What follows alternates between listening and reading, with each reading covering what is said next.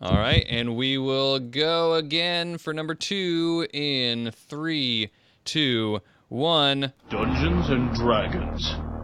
Satan's game. I'm attacking the darkness. Skullstaff casts a friendship spell on both of you.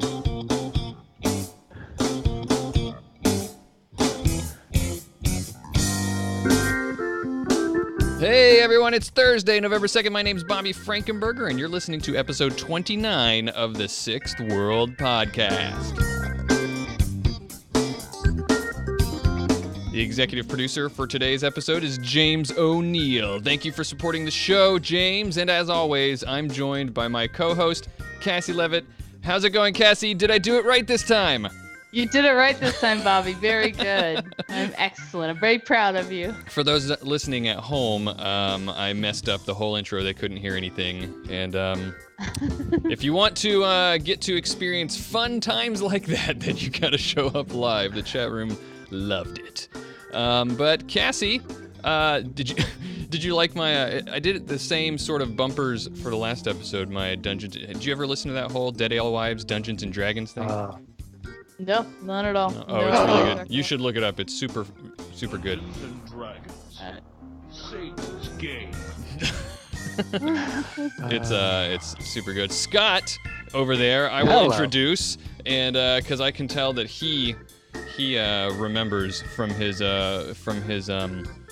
do you call it, nostalgic sighs over there. Our guest today he was just on the show, prolific Shadowrun freelance author Scott Scheltz. How you doing, Scott? I'm doing all right. Yes, I certainly do remember, I want more Mountain Dew and Cheetos. Oh yeah, that was really good. That was good stuff. Hilarious. You guys should check it out. Google Dead Alewives Dungeons and Dragons, and it's totally worth your time. How are you guys doing today on this fine Thursday evening? Good. Yeah? You don't sound so sure, Cassie. Yeah. No, I think I'm good. That's good. I'm glad to hear it. I am also good. Wait, before we go into I've forgotten to do this before. I'm going to interrupt everyone and say we do have new patrons this week. 2 new patrons, TJ Payne and Romain. Pelisse, I'm going to mispronounce that probably, but Romain, the second one there, he actually is the one who asked questions from last week, and then since then he's become a patron. So Cassie, we must have done a great job answering his questions. Yes, he seems very interested in our questions. He's got a good one, I think, this time.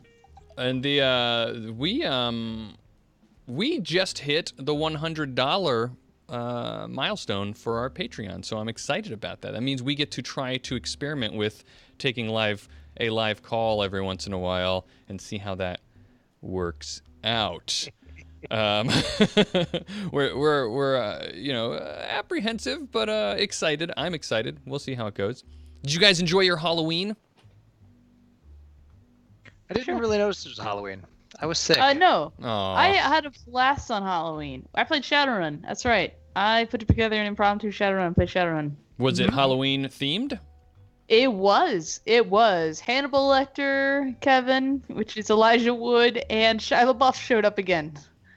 Whoa. Did you? They ate 2 fingers and stole a liver. Well, I think I might have actually been listening for a very small part of that last night. Was everybody in like a house and they were exploring it or something? Everyone was in a house. They were there to guard a woman. Little did they know, because they didn't make the illusion resistance to tell that it was actually Shia LaBeouf in disguise. He was with them all along. Yeah, I was doing work on Halloween after the kids went to bed, and so on the Twitch channel I had to do some stuff. I was like collecting stats or something, and we host the Emerald Grid on the Shadowcasters Network, so I saw it going around, and there was no audio on, but I turned the audio on because I saw when I tuned in, all I saw was there was like 5 or something player tokens on there, and they were all like moving around the map wildly. Yeah. When they first got to the house, I let them move all around the map so they could see the whole thing. Because I had dynamic lighting turned on, so I couldn't see it unless they... And just seeing that, I was like, I have to see what's going on here. So that was funny. Tomorrow is, speaking of Halloween and costumes and stuff. Where Halloween tomorrow is Blizzcon for those of you. I'm excited about it. Blizzcon for you Blizzard Entertainment fans. There will be a lot of cosplay going on there. That was my attempt at a segue. But me and my daughter Zoe watch that together every year. We get like the virtual ticket, and I'm super excited about it. I'm a big Blizzard games fan, so excited to hear about the things. That's why we stream. That's why we stream Overwatch every once in a while on the network, is because I need an excuse to play Overwatch. And if I play video games and stream them, then I can pretend it's for work. Sneaky. You just admitted that on air, though. Yeah. Well, I feel like we have savvy fans. They know what's up. What do you got? Oh, that's a glass of water. I thought you had like a big mug full of Bud Light. No. Funny. Yeah, because it's clear water. I don't know. That's a funny joke. Yeah. So I'm excited about that. And let's what am I trying to say? Oh, what I want to say is what's been going on with you, Scott, since the last time we talked to you. How you been doing? I've been good. I'll continue the good trend. You said you were sick. I was sick on Halloween. I'm just now getting back to the point where I can pseudo talk. I actually had to cancel a Shadowrun game on Saturday. Oh no! I could not speak. The entire, every character would have been. Yeah. Just change all the NPCs to like ghouls, and yeah. Everybody's a ghoul. Everybody talks like that. But yeah, I actually had to cancel a game, but it all worked. Oh, there's Everclear mentionings by RJ. Wonderful. Sorry, got distracted by our chat. Pay no attention to the chat. They're nothing but they're no good for you. No good next. Yeah, I kid, chat. I kid. Continue. But in the same in this past month or so, a little over, I actually wrote a novella for Shadowrun, so that will come out at some point in the future. You never know when that is. And then this month I get to work really hard on Better Than Bad, so burying myself in work. Yeah, we were told not all about it, but we were told officially about Better Than Bad from Jason Hardy last on our last episode, that it's going to be a hooding style book. Yep. So we're excited about Make that. Shadowrunners good. They're good guys again. There was recently a question that was asked on the Shadowrunners Union, the Facebook group. Somebody asked, "Are Shadowrunners just glorified criminals or not?" And I think some people were sad to see that like 60 to 70% of the people said that they're glorified criminals. What do you think, Cassie? I think they're glorified criminals. I think even Robin Hood was a glorified criminal, right? That's kind of. I'm glad you say that, Cassie, because that's kind of my stance. I am all for like Shadowrunning, like hooding, and Shadowrunners as the good guys, so to speak. But I still think they're glorified criminals. I still think that. That doesn't make it bad. It just makes that that's the lot in life they take. They're the rebels. Most of them are sinless, which means you're a criminal, pretty much, right? You're at least not a person. I think they're glorified criminals. Oh, but I'm a big fan of Robin Hood. A bull drekker in the chat room does clarify that the vote said they were only glorified criminals. I mean, maybe that's a slight sticking point, but I guess it depends on how you interpret that only. But I don't know. Yeah. Anywho, They are glorified criminals. Deal with it. No, I'm just kidding. Just kidding, everybody. Let's talk about Robin Hood. Yeah. Let's So were the American Revolutionaries. Right. World news today. Why do I always? I'm not even gonna call it out this time. The news, guys. It's time for news. I've been plugging this the last couple of episodes because I'm really excited about it. Join the Anarchy's finale is coming up this month on November 27th. If you don't know about Join the Anarchy is wacky improvised Shadowrun Anarchy actual play series. It's told on the fly through audience participation, and it's ramping up toward their big season finale. It's going to be their characters Turbo, their regular characters Turbo, Retro, and Arsenal. Their story is going to be wrapped up in their season finale on November 27th. You can catch up on previous episodes on their YouTube page. Just search Join the Anarchy Shadowrun on YouTube. You'll find it. Help them go out with a bang by tuning in every other Monday at 9 p.m. Eastern here on the Shadowrun or the Shadowcasters Network Twitch channel. And every other Monday, they used to stream on the same in the same week as us, but I think, or maybe they do. Yeah, they just got done this past Monday. So, as of the time we're recording this, so go to the Shadowcasters Network website and look at the schedule. It's on there. So yeah. Monday was last month. That's last month. Yeah, it's too hard to remember. Speaking of schedule stuff, Cassie, we just did our first episode, official episode of Head Cases, our Shadowrun Chronicles Boston Lockdown playthrough that we're doing. Me, Damien from the Violent Life podcast, Opti from the Neo-Anarchist podcast, and Mr. Johnson from the Arcology podcast. The four of us are playing through that. It was so much fun. It was really, really fun. And I can't wait to get to more of that. I've got news just as a preview because this is going to happen soon. Yes? I got a new book, a new RPG, if you will. Oh, man. She's holding up... And the Emerald... Yeah, for those listening at home, it is the My Little Pony Tales of Equestria book. Cassie, you have no idea how excited I am that you have that book. Oh, we're gonna play. You want to come play with us? I want to play so bad. Do it. We're gonna stream. We're gonna go to Equestria. I'm hesitant to say this because I don't think it'll actually happen. But I'm not talking about you, Cassie. I know I have every faith that you will follow me to through. Be a pony. Yeah. We're gonna be pony.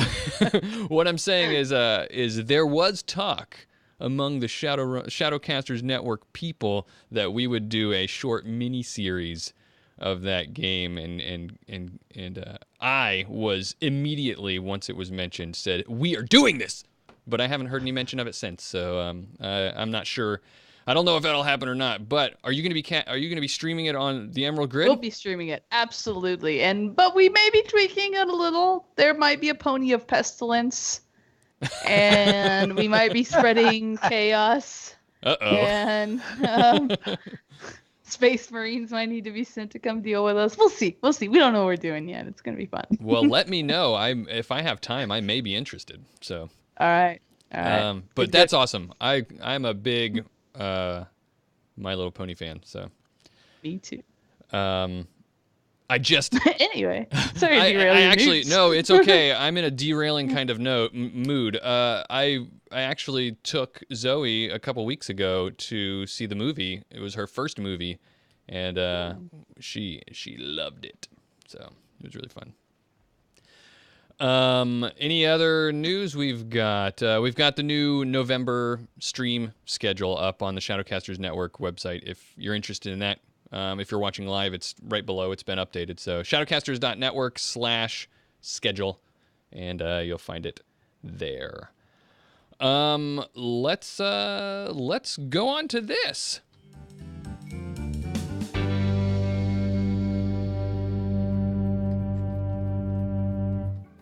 Man, that stinger has a long tail, doesn't it?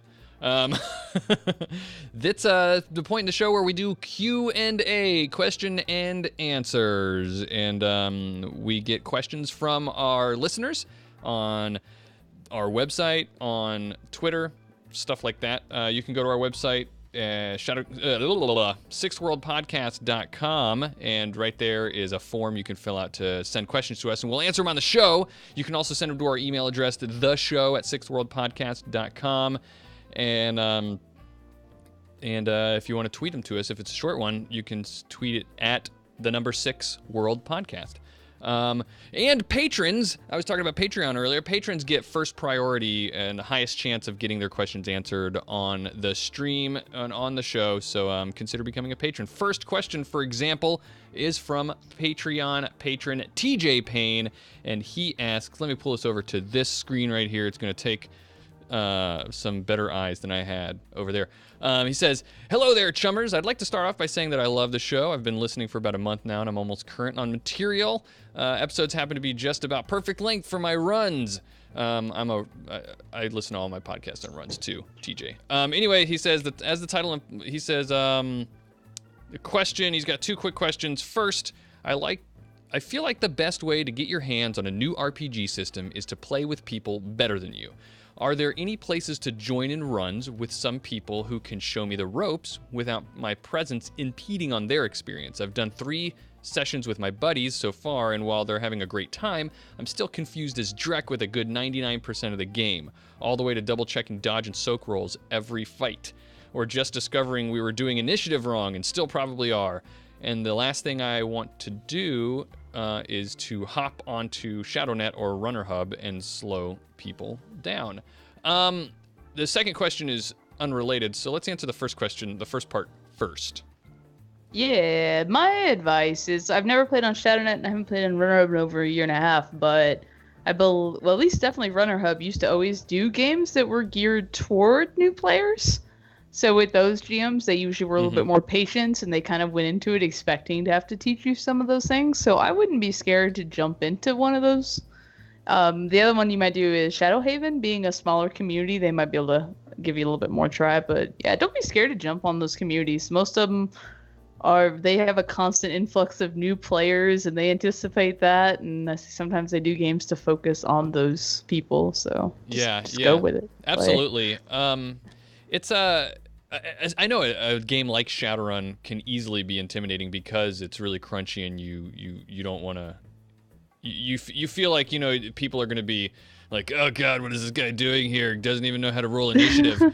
But in my experience, even in some of the more iffy places that I've played that have a higher risk of people being like that, or at least perceived risk of people being like that, I find that people are always pretty understanding. Shadowrun fans know that Shadowrun is tough, and Shadowrun fans typically, I feel like, are really excited to teach people how the game works. Yeah, and I can't speak for all those communities, but for, definitely in Madrid, like we also usually run games and put a listed threat level in it. So don't jump on the highest threat level or prime run, and sure, yeah. Where those kind of action economies are going to be critical. Go on a nice low threat run, play a few times, and get familiar with the game. Scott, what do you think? What is your suggested way of someone who is trying to learn the ropes but doesn't want to bog people down? I am utterly clueless. No idea. Other than I do think he's right that playing with people who know the game really does help, especially with a game like Shadowrun that is so crunchy. But places to play, see if there's missions games going on in your area, visit conventions, because a lot of new players get a chance to sit down at the convention games that are really geared towards, hey, learn our game, but convention season is kind of narrow, so yeah, and it's not a cheap way to learn the game either. True. But or just play it. Practice makes perfect, right? Just keep playing it. You figured out that the initiative system, you were doing it wrong. You learned something. Keep going. After 2 years, you'll get it, right? And if you're playing with a group at home, my suggestion, and I've made this suggestion before, is always that if you're playing with a group at home and they're understanding enough, then just if you feel daunted by the rules and you want to tread carefully, then do that. Tread carefully. Try to tackle one part of it at a time that you feel is confusing. I know when it was a while back, we introduced someone new to, I think it was Shadowrun, but we just did a simple food fight style run where we only did combat.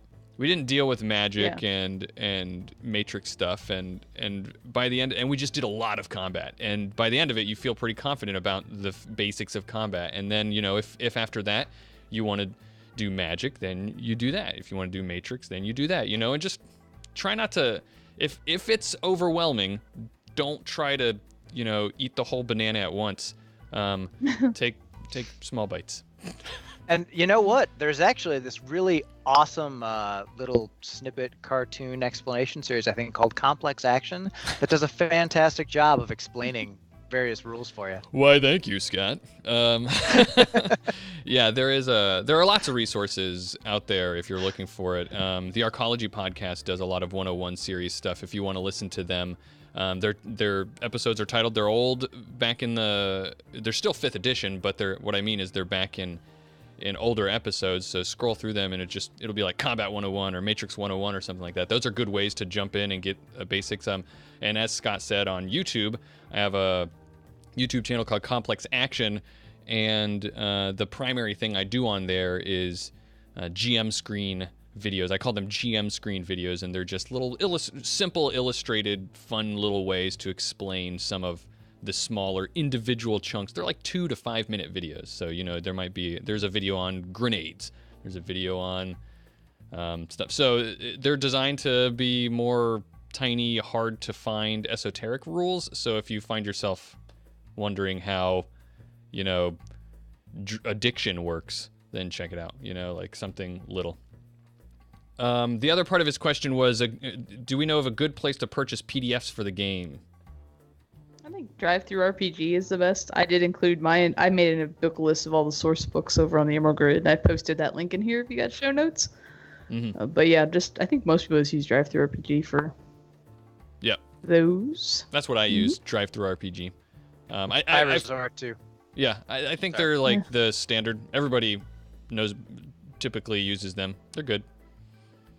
I resort to and perpetually plug, Catalyst's game store, because the PDFs are easy to download. Getting hard copy things from them, a little tougher, but their PDFs are usually easy to download. And it's when I saw his question, this reminded me of when I was younger, and every year I would save up my money and I would buy like every other book at my local game store, but then the books in between, I would go to conventions to give my money directly to the company. Sure. And that's what I always think of when I give money to Catalyst store online. Yeah, and that's a good point. You can get them there too. I actually didn't know that you could buy the electronic versions from them. I'm in the same boat. I didn't know that was an option. It's an option. Now you know. The more you know. Next question is from Joseph Carey. Says, "Hello, folks. I'm pretty new to Shadowrun, and I've noticed that across games, a lot of players and GMs seem to abide pretty closely to the setting's lore, particularly compared to D&D. Is this typical to games you've played? What makes the history and setting so integral to Shadowrun? Have you ever messed around with major plot elements, factions, or major events? Keep up the great work, and best of luck with the Shadowcasters Network. Thank you." But yeah. Let's Scott try this one, right? You got a good answer for this, Scott? Yes, because we put a lot of effort into it. Honestly, I think the reason why most players do it is because it is so rich and so thorough, and it's our world with a twist. So whereas everything in any form of like fantasy game is completely fantasy, like I want to make up this fantasy village where I want everything to go on. Well, in Shadowrun, you're like, well, I'm going to make up this fantasy village called Chicago. Oh, wait, Chicago already exists. So let me just read up on what Chicago is like in this and then use it. Right. So I think it's really just because there is the lore there. So I think it's why people stick to it. Yeah, I mean, D&D definitely has a big lore system for different worlds that you want to do, but it's not as relatable, right? It's so much easier to immerse yourself in Shadowrun because there are places you've been, there are places you've heard of, maybe a place you live. And I think that's what makes Shadowrun so Shadowrun, is that it's like you said, D&D does have these really rich, deep settings that they've created, but Shadowrun was built with the idea that this is our world and our place, and it's what's happening to us. Also, it's somewhat, I don't know how unique it is, so I won't use the word unique, but but another great thing about Shadowrun is it's a living world that continues to change from edition to edition. There's never, been a reset or a reboot or anything. It's just a living world that gets built upon over and over again. So that's another way that it has this long, storied lore and history that that makes it so compelling and so rich and easy to get lost in. And yeah, it's just. I know tomorrow we got an Australian GM who's going to take us to Australia, hopefully. And then I know I've got a player in Turkey, in Istanbul, who I have taken him to Turkey and then just let him walk around explaining what all the scenes look like, right? Because he's from there. Like, I think it makes it fun. Yeah, exactly. So yeah. Thank you guys for your questions. And like I said, send your questions to us on our website, Shadowcasters. sixthworldpodcast.com. There we go. All right. That's where we at. I'm looking at the stream and it says it across the top, but I'm easily confused, guys. But let's move on to this. Now that everybody's awake, since that was loud, that's time for our main topic. We're talking about today the Complete Trog, the book, The Complete Trog. Scott decided to come and join us again for this because he did a lot of writing for this. And when did this book come out, The Complete Trog? Yeah, that's a good question. I never remember when the books are released. I don't either. It was just a This question one- that just occurred to me, or a thought that just occurred to me, and I don't know that Into I know. summer. Well, since the date in the Jack Point is 17 August 2079, it came out sometime in August of this year. There you go. End of summer, like Cassie said. I'll take it.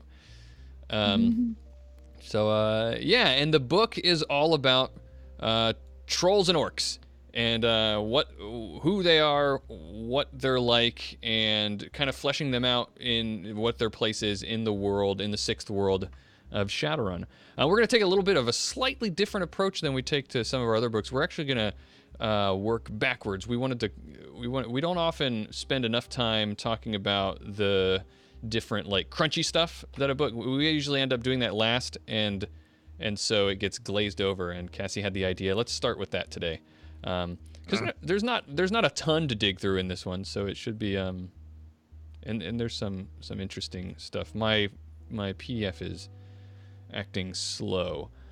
So where are we? What am I saying? Okay, so so in this book, there's a lot of different things you can do, and one of the things that we've got different types of gear, and there's interesting gear that is obviously designed for like trolls and orcs. And did you have any particular pieces of gear that jumped out at you, Cassie, that you thought was fun that they talk about in this book?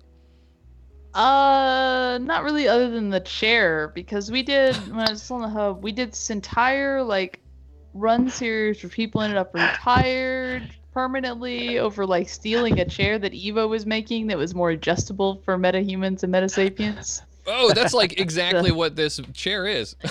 Yeah, so then that chair came out where just like everyone started PMing me of like, the chair. That's really funny. Yeah, it's called the folding meta chair. And it's funny. It's just a chair, but it's like a little chair that folds up into, what did it say, like the size of like a travel coffee mug, and but it will, you can take it out and assemble it, carry it anywhere, and it's finally a chair that will fit you, the troll or orc, and if you're tired of not being able to fit anywhere all the time.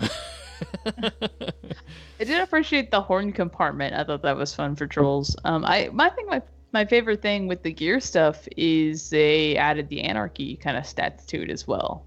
Yes, so you can use it for both. That was interesting throughout this book. Stats for gear as well as NPC stats. They're all Anarchy stuff. Is that something that you guys, the writers, actually had to stat up?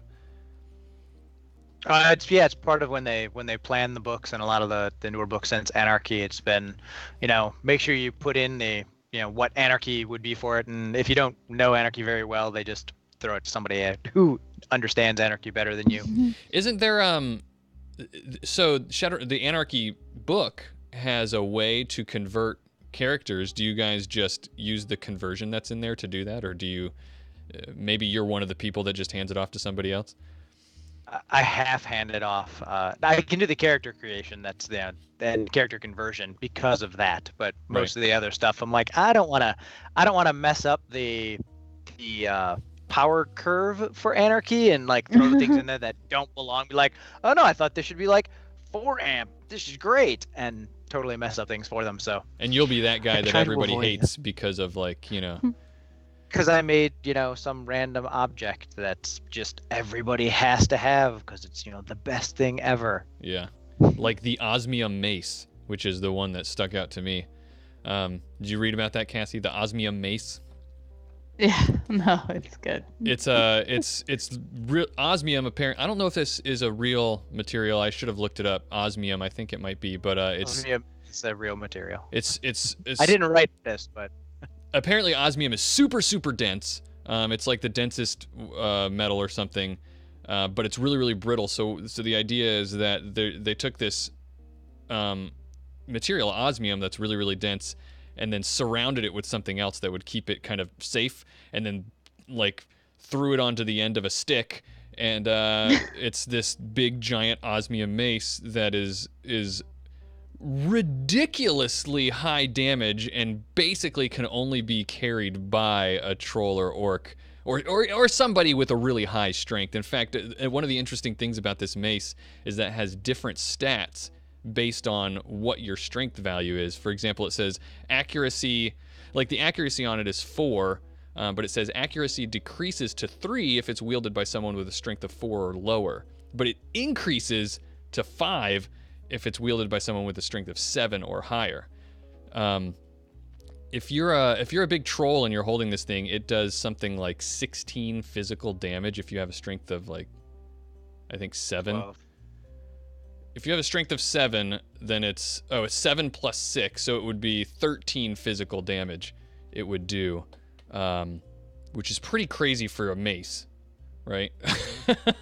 But again, it's just this big, giant, like, heavy thing that will just pulverize anybody that it hits.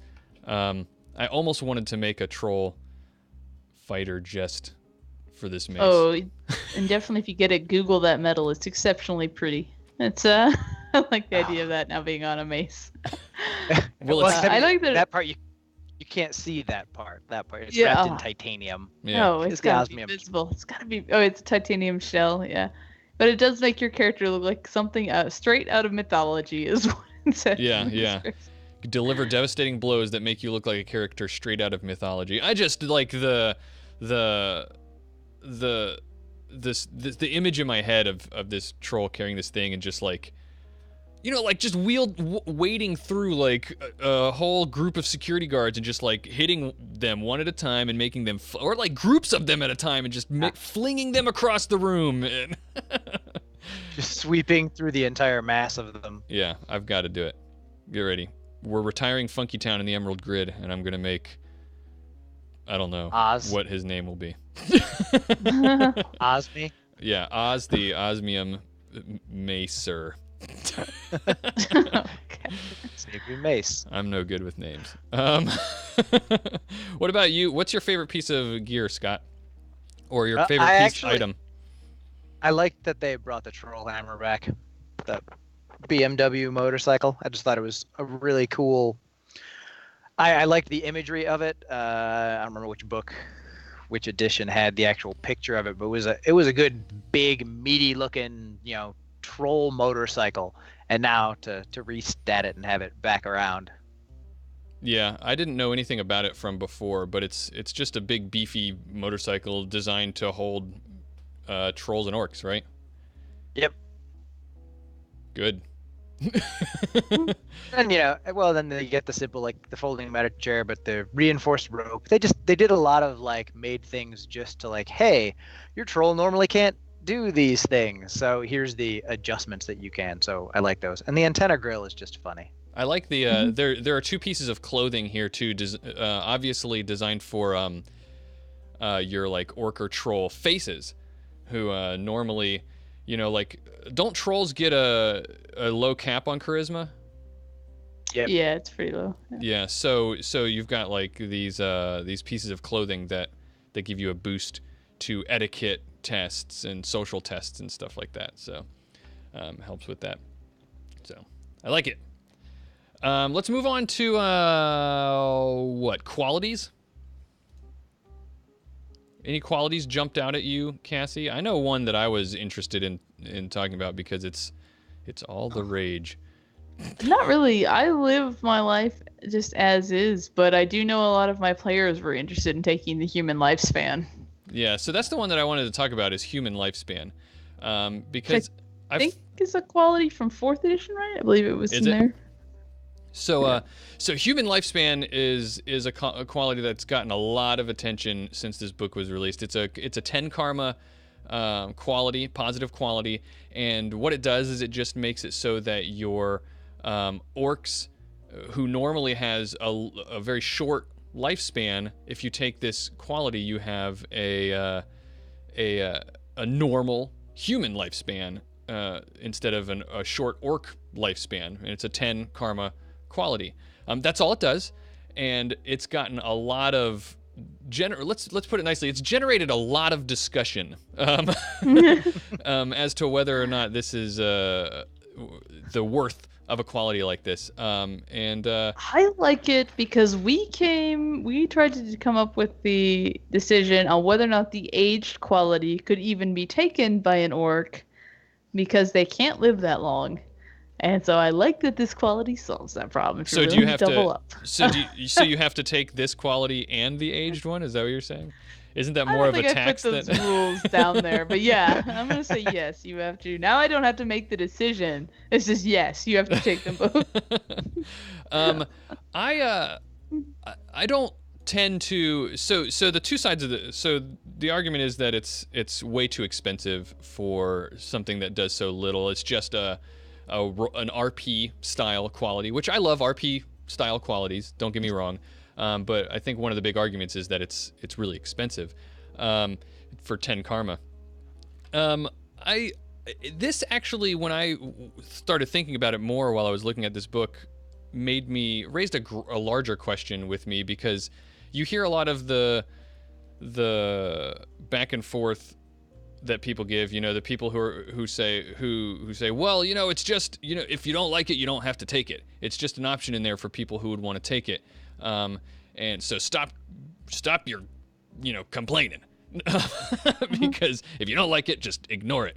And that lately I've started wondering whether I like those kinds of arguments or not, because I've started to wonder if things like this provide, if there's too much, and I wanted to hear your guys' thoughts, is if there's too much choice in Shadowrun. I think I kind of touched on this question when we talked to Jason, but is there too much choice in Shadowrun? I've been thinking about that a lot lately.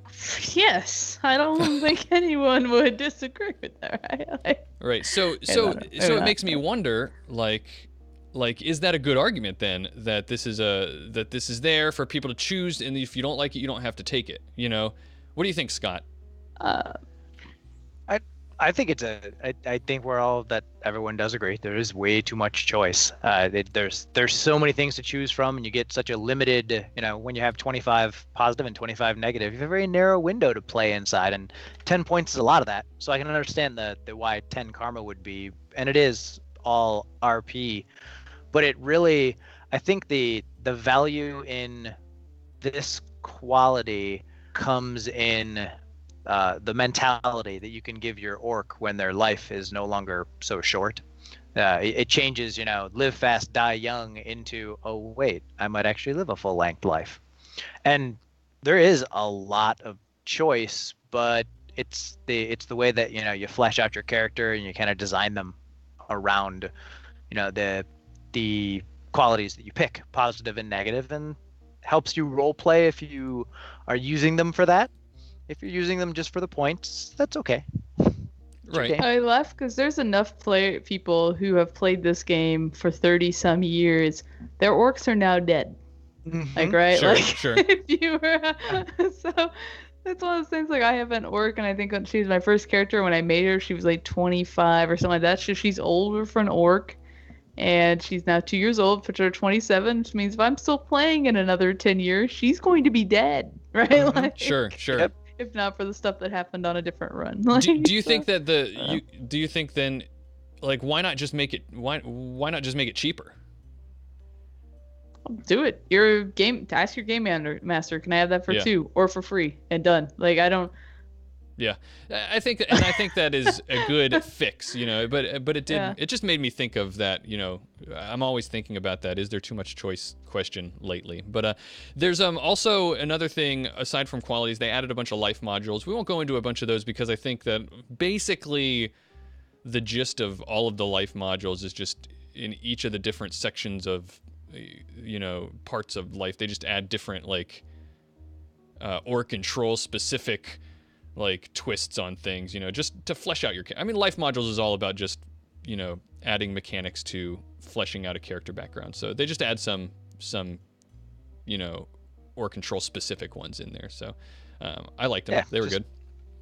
Yeah, I always like the life modules. It's like building your character's life through the choices that you pick. Yeah, I love the life modules. It's not just I want these stats. It's the you watch the progression as you go through. Part of me wants to see 6th edition do away with all of the other character creation methods. We were kind of making jokes about that on the grid, if we should just switch everyone to life modules. Just for one main reason, and that's because then everyone will have something in common if there's enough characters from that same place, right? Like, even if they speak a second language or share a knowledge skill because they all went to college, you know, like that. Like, I love now. It's yeah, so no random. kidding. That's a really good point. And I also love that once you go through the life modules, I love how you end up with it's so much more realistic. You end up with so many like different skills. So and many skills that are at like just rank 1, you know? And it's so much more, I think, representative of what a real life person would end up like. Real life does things, yeah. Yeah. It actually when we first started doing life modules, it reminded me of the FASA's Mech Warrior game, because that's how you built your Mech Warrior. You had like, I live 5 years and I do this, and here's another 3 years and I do this, and you could like push your age to a certain point. So combine life modules and an age with your human lifespan, and you know your orc actually has a chance to get a little further in line. Yeah. There's your value of human lifespan. I think it just, every time I've seen somebody use life modules, it's created a more fleshed out character and a more real character. Not somebody who just like took 6 ranks and this, and I min-maxed everything, and now I have to just explain this in a backstory, right? This is like, this is working the opposite direction. Here's my backstory, now this is who I am. Yeah, and I took all these stats, and I'm an Olympic marksman. Right. Yeah. I love also as like just a writing exercise, almost being given, you know, starting with a skeleton and then fleshing out the details of that skeleton. Yeah. I always find, even when I'm creating a character with like sum to 10 or something like that, I often will go through the life modules creation first to give me a feel for what I think the character would be, because it just one step at a time forces me to answer questions about what this person went through at each stage of their life. So I like it. And that's our life modules review. So working our way backwards again, there's a chapter called United We Stomp. It talks about troll and orc groups and stuff. We're not going to go through all of them. Cassie and I decided we were going to look at a couple of, like, 1 or 2 of them each, and just talk about ones that we liked or something. Cassie, did you look at one that you happened to find interesting? Yeah, there? One of them I liked is they fleshed out the Cascade Orcs, because I really knew nothing about them. I had no idea they were part of an actual corporation called Cascade Transit. I know nothing about the Cascade Orcs. Okay. What enlighten me. I'll leave it alone. But they're just a group that, like, mostly you see them more as almost like a gang or tribal level kind of thing, and then or maybe smugglers. But they do have a legitimate business. I thought that was really cool. Oh, okay. Cascade Transit. Legitimate business. Yeah, it says right here on page whatever this is, it's a legitimate corp. It's a subsidy of the PCC even. Yeah, there's. So I thought it was cool that it fleshed out that corporation. One thing that I liked about this book, in a couple of different places, they talked about Atlanta, and specifically this Sweetwater Creek area, which is, sort of like a haven for trolls and orcs in Atlanta, which you would think is a weird place for that because, being in the southeast, and there being a lot of, maybe anti-metahuman sentiments out there and whatnot, but the organization that popped up out of Sweetwater Creek is an all troll and orc security firm called Southern Guard, and I liked them. They literally are all trolls and orcs, and I thought the imagery of that was really cool. I liked them. I liked the little mini intro fiction thing that did introduce the street kid to Southern Guard. I thought that gives Southern Guard some nice flavor. Yeah, I think I didn't read that particular fiction, but which chapter was that? Is that in United We Stomp, that chapter? Yeah, it's the opening for United We Stomp. Cool. I'll have to look at that because I did like that group. So yeah, they all of the Sweetwater Creek groups. That was a fun little area to flesh out and basically kick all the orcs and trolls out of Atlanta, because Atlanta was like full on racist, and just They all went, okay, we're kicked out, but we're gonna make the best of this. And Trog Rock Recordings was my favorite. Yeah, I was just about to mention that one. I thought that was a fun one, just because I don't know how many people have taken like the knowledge skill, like troll rock or something like that. So it was good to see that kind of fluff like laid out. Yeah, I liked it as well. They also, in a previous chapter before that, so there's Trog Heroes and Trog Enemies is the name of the chapter, and they are basically, it's what it sounds like, highlighting people who, heroes and enemies. And in the enemies chapter, they go into some about the Humanist Poly Club, Human Nation, and Alamos 20K, which you would expect in a book like this. I think the reason I liked that they were there is because I got some clarity on what the difference between those three groups is. I've always known that they were, somehow affiliated, but, Humanist Poly Club being, people are really familiar with them, but, on the surface, they're a pro-humanity political club, but really they're, just anti-metahuman and do a lot of really nasty things. But Human Nation is sort of like this secret society background, like pulling strings in politics and corporations, sort of like almost arm of Humanists. And then Alamos 20K is like the terrorist arm of what they're doing. So and I knew, I think, a little bit of that, but I liked that this sort of like cemented that in my head, helped me understand that is what it is. Yeah, I like that they added on to that, because really then there's also like the Hand of Five and like these other groups. Like there's this really integrated side of like that whole Polyglove and like the pro-human groups, if you laid it out. Yeah, it's a good dystopian dark group for your, like, metahumans are part of the world, and then you have your human is it. And right. What was the Creep was the group for the election that Brackhaven. Oh man, I forget what it was. It said Creep on the little card, and it was just all about pro-human. And now I can't remember what the actual what it stood for. Right. Crimson Dude, find it for me. Right. Kenneth Brackhaven's mentioned in that whole chapter too. He was the former governor of the Seattle Metroplex, and gave an idea of what he did and what happened to him after he got ousted, where he's gone to run. I actually haven't read that part of this book yet, but I have every intention of reading it, because during when it was going on, I found the whole Kenneth Brackhaven storyline to be really fascinating.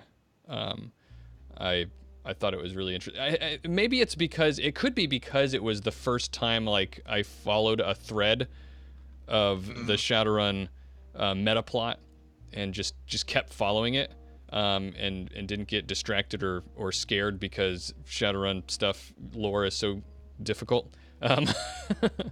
But so I for that reason might feel like a little special connection to Kenneth Brackhaven, as dangerous as it is to say that.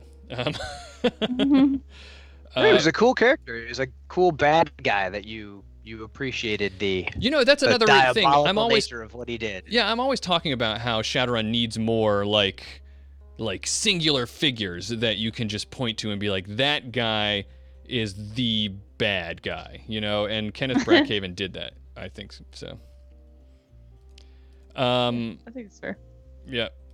The another part of this book that I really liked was a whole chapter that highlighted different troll and orc Shadowrunners.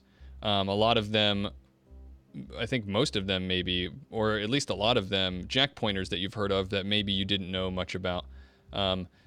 The first one that I jumped to immediately was Sunshine, because I've always, for some reason, thought Sunshine was fascinating. So Sunshine is this sort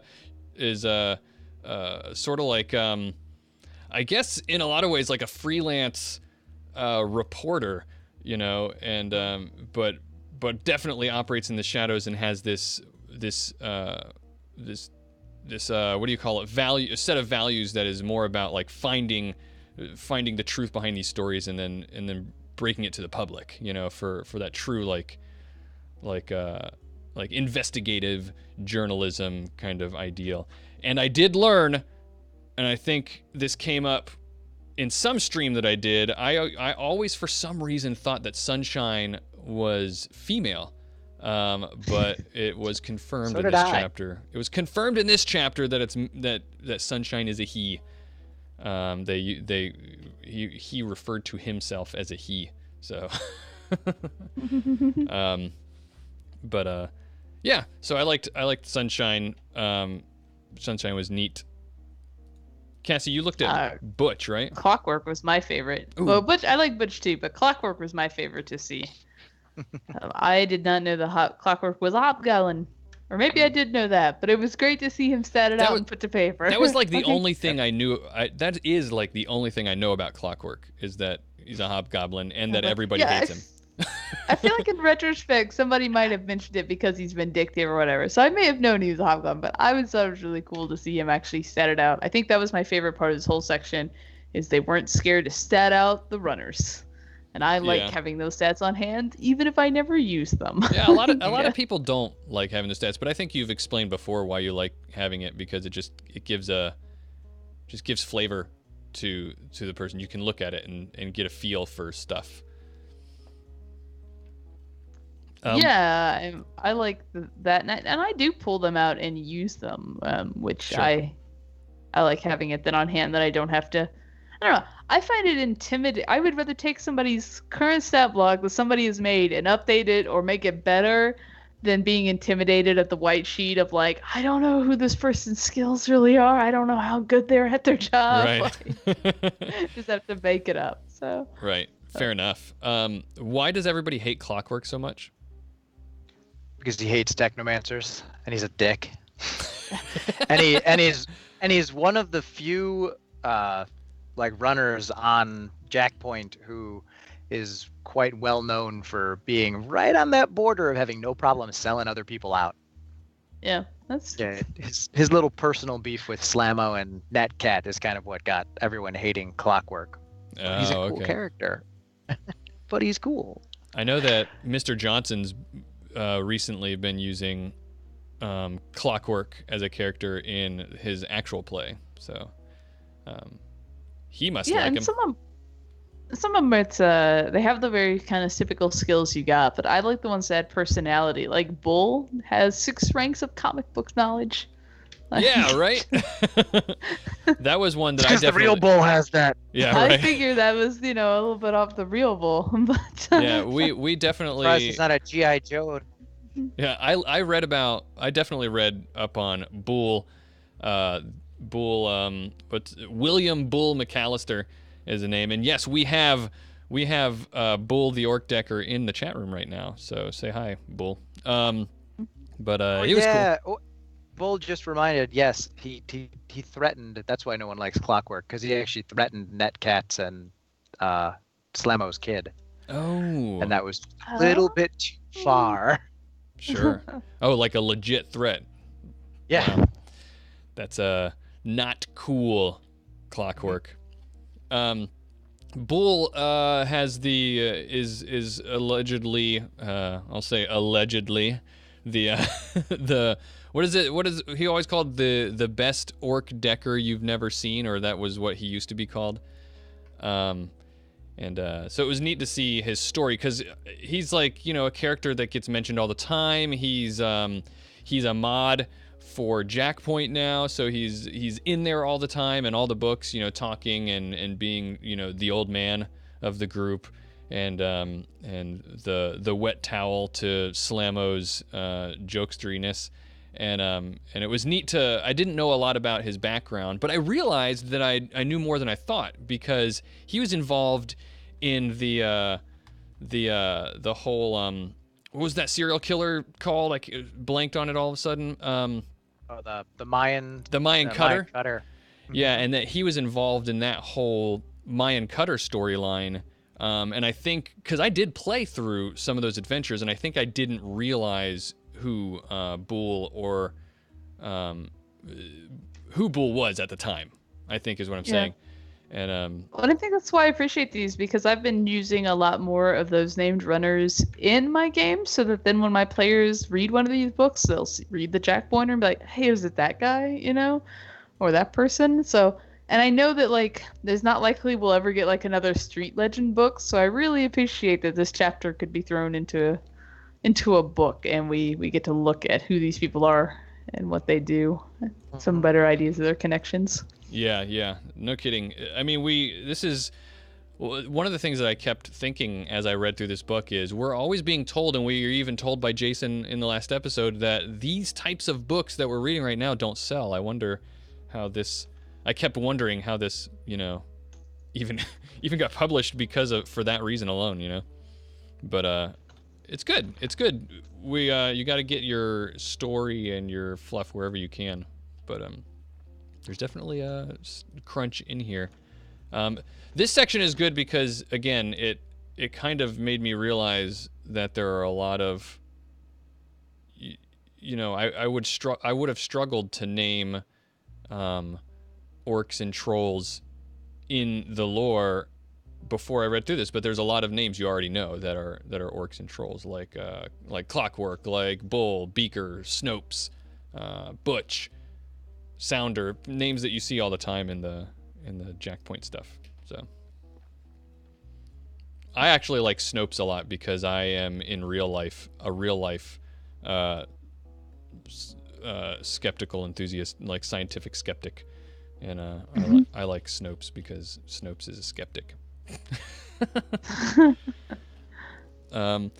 Let's see, what else do we got, Cassie? What do we got?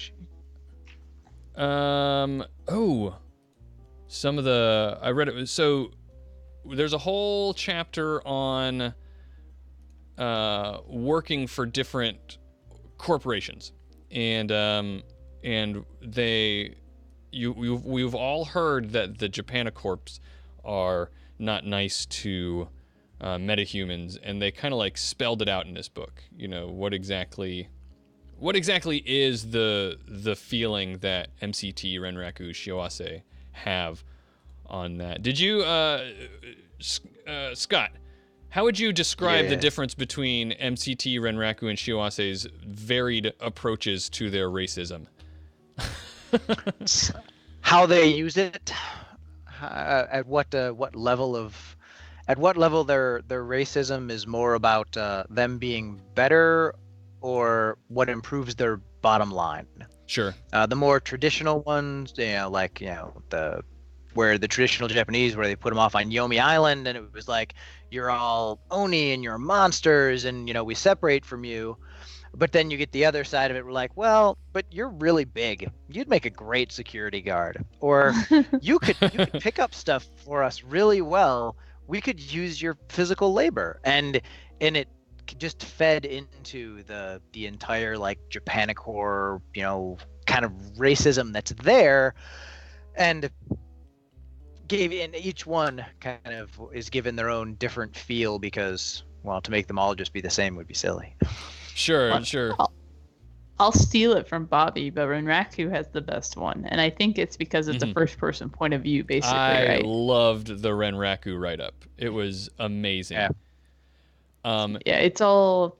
If you've ever like read any of the other stuff on Japan and like shame and how all of that works and like honor, and so if you read that one's so personal account of somebody who, it's something that's wrong with them, right? They're trying to work really hard to overcome that. Yep. It's that built-in. Right. Yeah. Right. So to give you listeners a little context, so MCT, the whole thing about MCT is what Scott was saying, we have a history in Japan of being jerks to metahumans, but we realize that trolls are strong. So we'll hire you, and you'll never amount to much of anything. But you might, whatever. We'll use you for, and so they kind of like gloss over it, but Renraku and the whole write-up again in character. This is the cool thing. It was an in-character description of defending Renraku's approach to the way they treat metahumans. But here's the kicker. It was written by an orc, I think. Or an orc or a troll. I think it was an orc. Orc. Yeah. Written by an orc. So it was a Renraku Red Samurai, right? I think so. Someone who had started really low in Renraku is an orc and defending Renraku's treatment of them. And it was so interesting, like Cassie said, hearing them talk about internalizing the way that culturally they've probably been treated their whole life, internalizing that, I'm descendant from these, demons who have plagued, the people of Japan for centuries, and it's my responsibility to show that, to atone for that ancestry. And it was really, really interesting. I was captivated the whole time through that whole thing.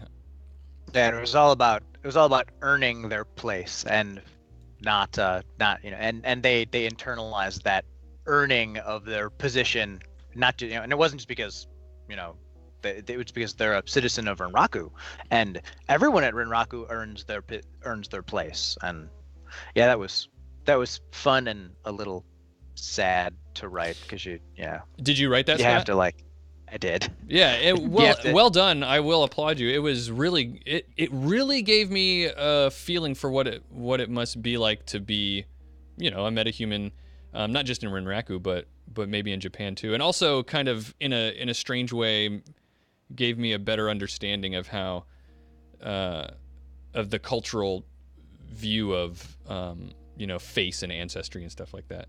So yeah, that's one of the hard things when you're writing these from the different corporations, and ones like this is trying to write it in a way that the character comes out, and not just the I do this because of you, because I want to, because I want to have these skills, so I do this.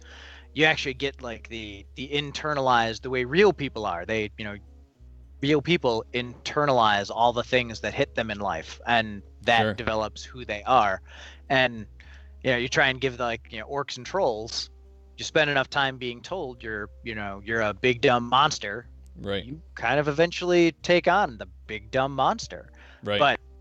And then looking at other parts of the book and trying to be like, no, they're trying to realize we are not these big dumb monsters. We are whatever we want to be. And kind of that empowering themselves, but showing that they can't all be empowered. Some of them just have to have already internalized it. Sure. Cassie, what was your did you have one that stood out to you corporation wise? Not really. The Anarchy one was really the one that I grabbed onto. A lot of the other ones were kind of predictable. You know, maybe it was harder for them to come up in the system, or they were utilized for what they thought were their strengths.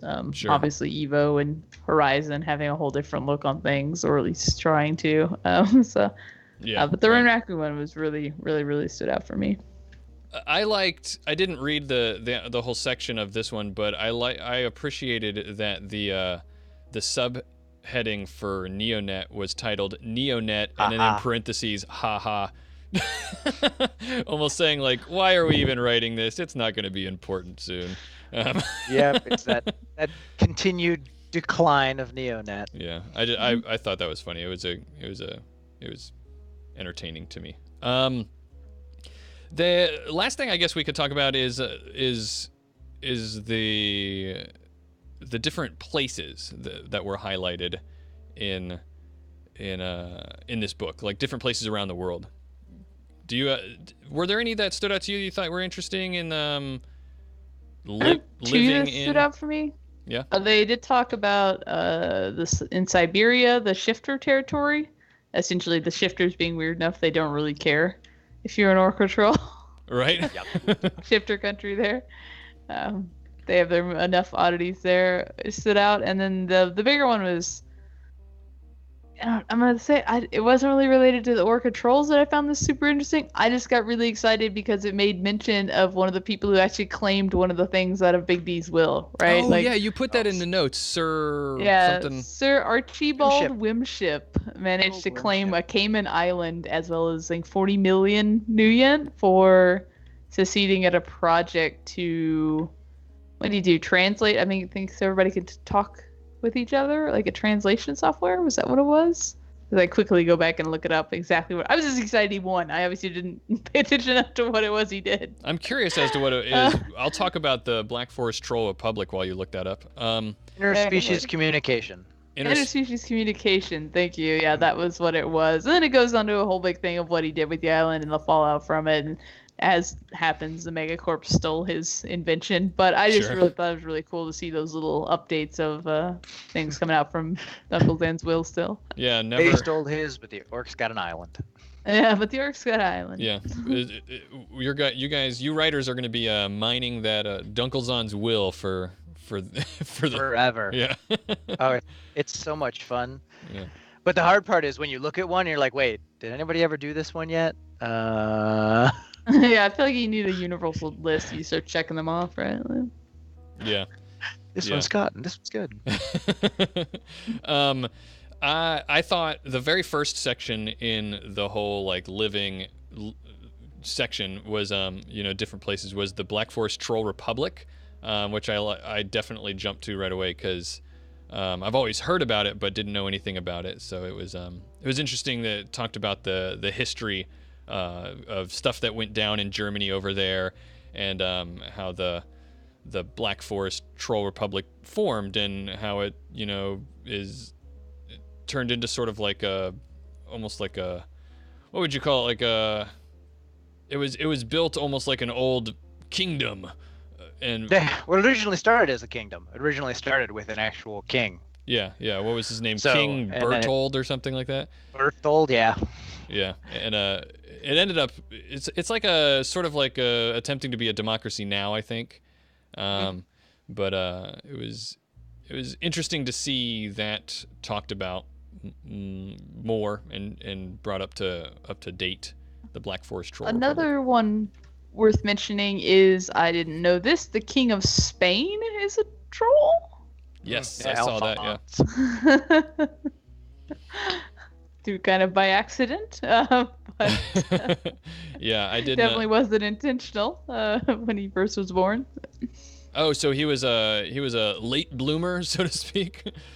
Yeah, they essentially, he was born, and he obviously was of Spain, still not liking metavariants more than some other areas. He was spirited away. They decided not to kill him, as many of the people were in that time.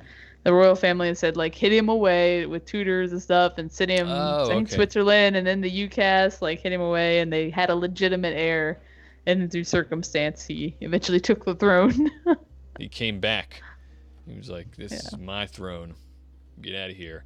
And then of course Atlanta is talked about. But the focus again is more because this is a book about trolls and orcs. The focus is on the Sweetwater Creek area, which is basically all the trolls and orcs were kicked out, like Scott mentioned, they were kicked out of Atlanta basically, and the government was like, well, you guys can go live in this, state park. I think it was a state park. Industrial. It was a state park right next to an industrial park. Yeah, and they were like, this is kind of a piece of crap area anyway. And they being,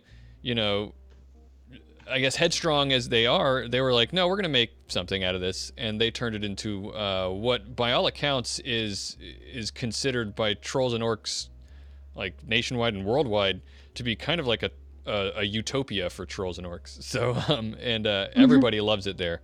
It's just this great place, and strange that it's located kind of in the middle of all this anti-meta-human sentiment kind of culture area. So cool place.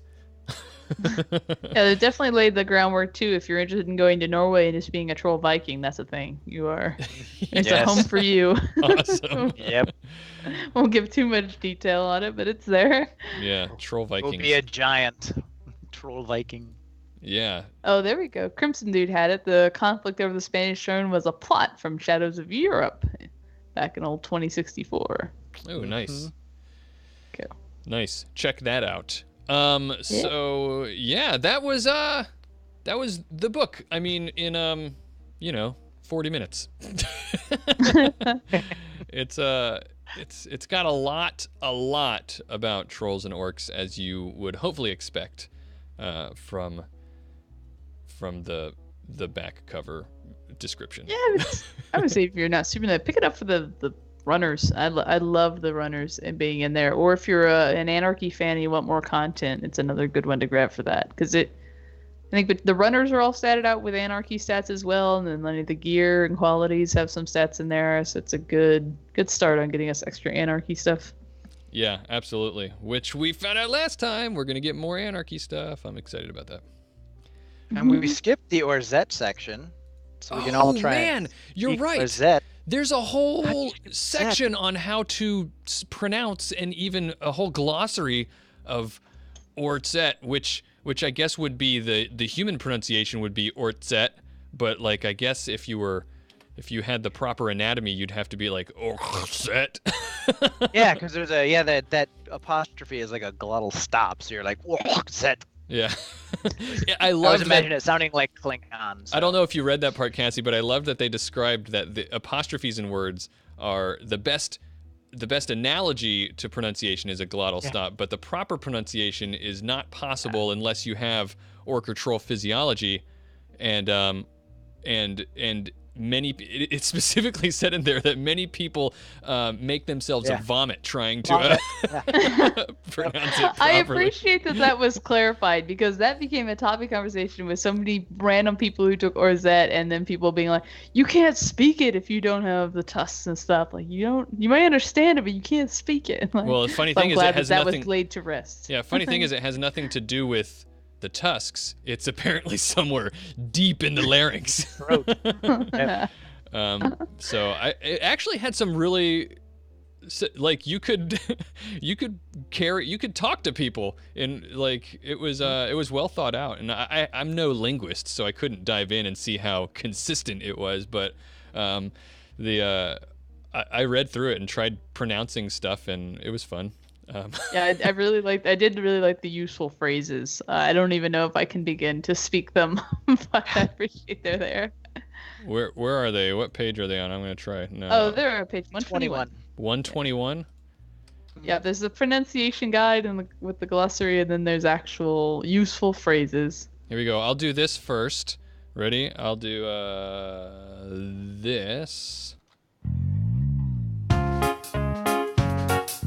All right, guys, we are towards the end of the show, and let me see. Can I flip through and find? Is there a farewell, in Orzet somewhere in here?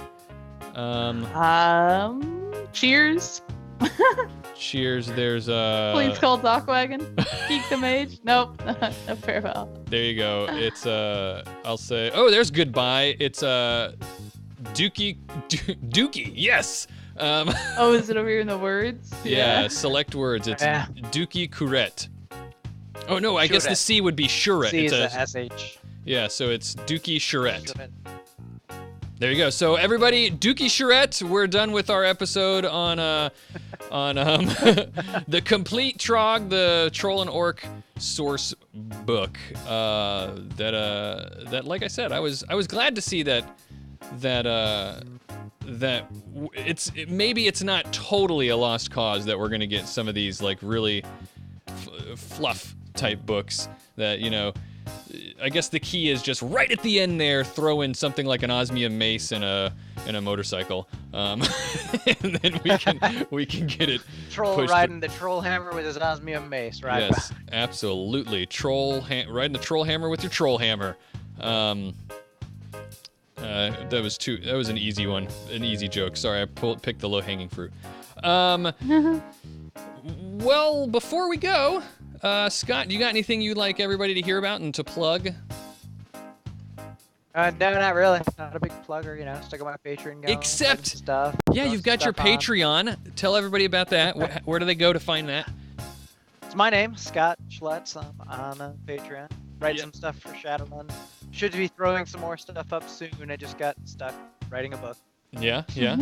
And well, don't forget that you said that you're working on a novella, right? Yes. I managed to write a novella. One portion of it called Under Pressure. It'll explore a little of Seattle and take folks to Yosemite. Yeah. Will they get to Yellowstone, not Yosemite. I keep messing that up. Will they get to hear about the history of Queen? You know, Under Pressure. Under Pressure. You know, every time I put a title, that song went through my head. It was difficult. Yeah, Cassie, what's going on with you that you want to plug? Anything? Check out the Immigrant Twitch channel. I think tomorrow, hopefully I get to go. We're going to Australia to do things somewhere in Australia. I don't know where we're going. Down south. That'll be fun. Yeah. Check us out there. Well, that'll be cool, and definitely keep an eye out for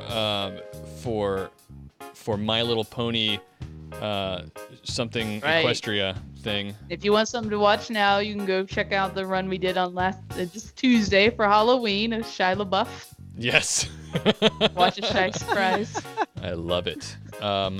For those of you who are listening in the chat, I usually say this, but I forgot to. We always have an after party. We're gonna be hanging out once I close the show up. So if you are listening at home and you wonder what is it that they talk about, maybe then you got to show up live or become a patron because we give the extended episodes to patrons. But I already plugged Shadowcasters Network streaming stuff that we're doing, and that's what I like plugging lately. So check that out. Shadowcasters.network/schedule for our stream schedule, and it's right here on the twitch.tv/Shadowcasters Network. If you want to contact us on the show, you can tweet us at 6World Podcast, or email us at theshow@sixthworldpodcast.com. Our website is sixthworldpodcast.com. Our outro music, which you're about to hear, is by Johnny Nuclear and the Meltdowns. Our logo artwork is by David McDermott. You can find him at sixthworlddesigns.tumblr.com. From me and from Cassie and from Scott, Dookie Shuret. Dookie Shuret. Let me do this thing here. When the days have gone dark and the sky's turning gray, everybody in the world, they're just staying enslaved. The technology's machines, we just feast for the screen. Lost in reality, can't find peace in your dreams. Society sodomized by the lies and the greed, addicted to the tech.